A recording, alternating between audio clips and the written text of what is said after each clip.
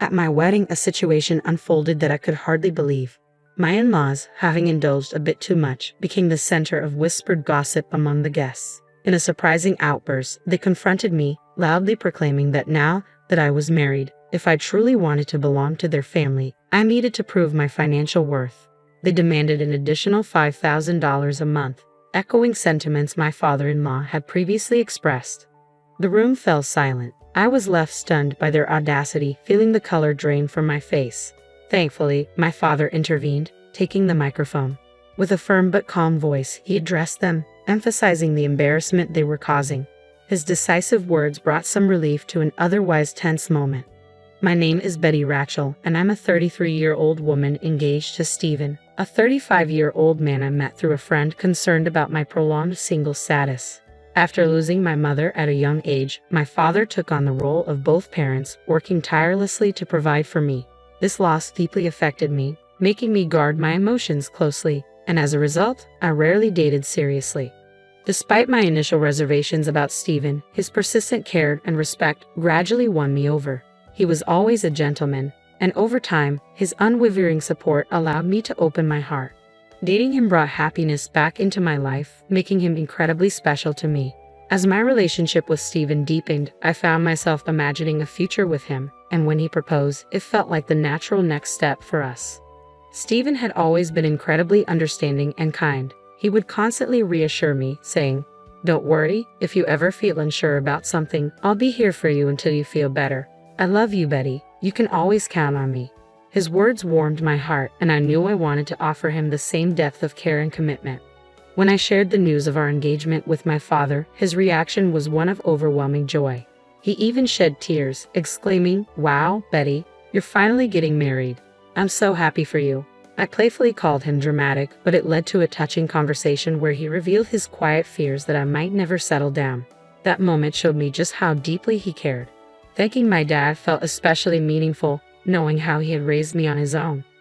I anticipated that the wedding would be an emotional day for both of us, probably with more tears from him, given how emotional he was now. With our engagement set, Stephen and I began the hectic journey of wedding planning.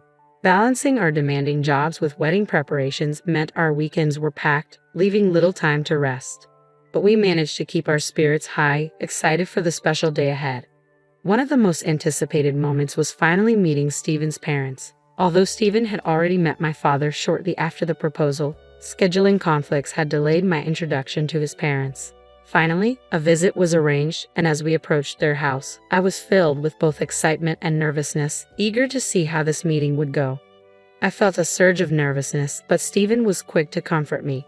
"Don't worry, my parents are very kind," he assured, helping ease my anxiety as we stepped into what would be a significant new chapter in our lives. When I rang the doorbell at Stephen's family home, his mother greeted us. "Mom, I'm home," Stephen announced cheerfully. She responded with a warm smile, "Welcome home, Stephen. It's so good of you to come." As she engaged in light conversation with her son, I introduced myself politely. "Nice to meet you. My name is Betty, and I'm Stephen's fiancée." Her demeanor shifted subtly as she turned to me, her voice dropping from the cheerful tone she used with Stephen, her smile fading. "So, you're Betty," she said, giving me a long, scrutinizing look that felt more like judgment than a greeting.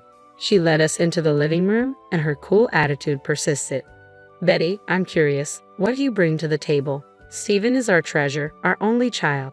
If you're going to marry him, you need to be a suitable wife. Are you worthy of him?" she asked sharply, her tone more like an interrogation than a question. I was taken aback by her sudden harshness and struggled to find words. "You're joining our family, you know. Are you ready for that?" she continued, her words carrying an almost ceremonial weight, as if marrying into her family required some monumental commitment. I wasn't marrying into royalty, so why such heavy expectations? As I pondered how to respond, her patience wore thin. "When I ask you a question, you answer right away. You're so rude," she snapped, her voice rising. Despite feeling overwhelmed, I managed to respond. "I hope that Stephen and I will support each other throughout our marriage." This answer didn't satisfy her, she retorted. "What a naive thing to say. You're not just going to support each other. It's your job as his wife to support him. You don't even understand the basics," she criticized harshly. At this point, Stephen's father, who had been quietly observing, stepped in. "Honey, Calm down, he interjected gently, turning to me with an apologetic smile. Sorry about that, Betty. You must have been startled by my wife's words. His calm demeanor attempted to diffuse the tension. As I tried to remain composed, I reminded myself that Stephen's mother was fiercely protective of her only son. Perhaps her sharpness came from nerves. Just then, Stephen's brother entered the room, his quiet, gentle presence momentarily soothing the atmosphere. But that peace quickly evaporated when he, with a disarming smile, voiced his support for their mother's harsh words. What my mother says is justified, he said.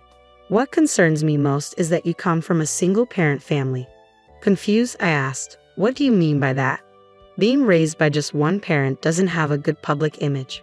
We can't be too happy about someone like that becoming the wife of our only son, can we? He explained calmly. Hold on a minute, I began, as shock and anger flared inside me. I couldn't let his comment pass unchallenged. What's wrong with being raised by a single parent? My father worked incredibly hard to raise me on his own, and I'm proud of him and my upbringing. Being raised by one parent doesn't make me any less capable or valuable, I said, my voice firm. But they continued to argue. Since you were missing one parent, you couldn't have learned how to be a good wife, how to do housework and such, they claimed. I responded, refusing to let their assumptions diminish me. I did plenty of housework to help my father, and I can cook pretty well too. So please don't say that. Despite my rebuttal, Stephen's mother dismissed my words entirely. I will allow you to marry Stephen, she said, but in exchange, you must promise to devote everything to us because we are Stephen's parents. Can you promise that? I was taken aback. What? I stammered, unsure how to respond to such a demand. Since you came here to ask for our permission to marry our son, you do understand your duties, don't you? She continued, leaving no room for negotiation. Before I could gather my thoughts to articulate a response, the conversation continued, and it became clear that my in-laws were intent on dominating the discussion. I barely had space to express my views. That night, as I reflected on what had happened, I felt overwhelmed by the encounter and deeply unsettled by the dynamics I was about to enter. The evening had been a wake-up call, and I realized I needed to talk to Stephen about how his parents treated me. Stephen, do your parents always talk to people like that? I asked gently, hoping for some understanding or support. He seemed unaffected by my question. What about it? He replied, clearly not seeing the issue. I tried again, carefully explaining my concerns. Well, the way your parents spoke to me, and what they said, doesn't that seem unfair? Stephen shrugged it off. Oh really? They were just making sure you're ready for the marriage. I understood that his parents were concerned for their son's future, but their approach had felt excessive. It was troubling that Stephen didn't seem to see it the same way. I get that your parents are worried, but it felt like too much, I pointed out carefully. Really? Why is that? Stephen asked, his tone neutral. They didn't say anything wrong. Besides, they gave us their blessing to get married, so don't worry about it. His response troubled me. It seemed he was more in line with his parents' views than with understanding my feelings. Sensing my unease, Stephen wrapped his arms around me in a reassuring hug. Betty, you don't have to worry so much, he said softly. My parents are just a little upset because their only son is getting married. Though his words were meant to comfort, they only confirmed that he didn't fully grasp my concerns. It's all going to be fine. Don't overthink it. I'm sure they just want what's best for us. They want us to be as good of a couple as they are. That's why they were a bit harsh, he added. Oh, I replied, still feeling unsettled. Stephen seemed to think his parents' high expectations were normal, but I couldn't shake the feeling that it wasn't right for them to judge me simply because I was raised by a single parent. I didn't believe that people who expressed such views were truly supportive partners. We are the ones getting married, I thought, and our focus should be on our love, not their approval or disapproval. Although I was upset, I decided not to dwell too much on his parents' opinions. The wedding day soon arrived, and the venue was filled with our relatives, friends, colleagues, and even bosses. As I walked down the aisle, my father beside me, the man who had lovingly raised me on his own, I felt a whirlwind of emotions. Stephen and I exchanged our vows and rings, and the room erupted in applause. Despite the challenges, this was our moment, and I was determined to savor it. As Stephen and I walked back down the aisle together, the reality of our marriage sank in, filling me with a joy I had never experienced before. At the reception, the hall was bustling with excitement. Videos of our journey together played in the background, adding a personal touch to the celebration. It was a joyful time, reconnecting with friends I hadn't seen in a while and receiving heartfelt congratulations from so many people. Despite my initial reservations about Stephen's parents, the day had turned out to be one I would always cherish. I felt relieved and genuinely happy that I had chosen to marry Stephen. We planned to officially register our marriage after the ceremony, a step that would make our union legally complete.